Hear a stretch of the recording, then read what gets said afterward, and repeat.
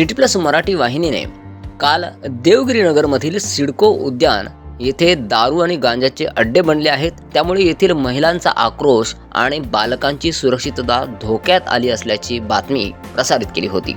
याची दखल तात्काळ येथील जागरूक प्रशासनाने घेतली आणि अवघ्या काही तासातच येथे साफसफाईसाठी पुढाकार घेतला।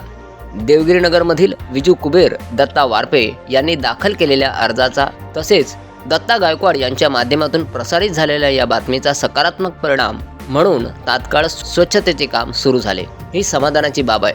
मात्र हे काम फक्त एकदाच न करता दर महिन्याला नियमितपणे झाले तरच परिसर स्वच्छ आणि सुव्यवस्थित राहील।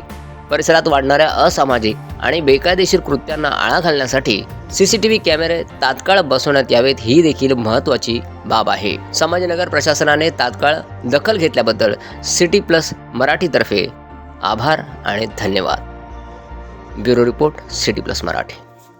पारनेर तालुका रहिवासी मंडळ प्रस्तुत पारनेरकर्स रेशीम गाठी वधूवर परिचय मेळावा। आपल्या मुलामुलींसाठी उत्तम, सुसंस्कृत आणि योग्य जोडीदार शोधण्याची एक सुंदर संधी। प्रेमळ वातावरण, सुसज्ज व्यवस्था आणि पारनेरकर बांधवांसाठी खास व्यासपीठ। दिनांक 1 फेब्रुवारी 2026 रविवारी संध्याकाळी 3 वाजता।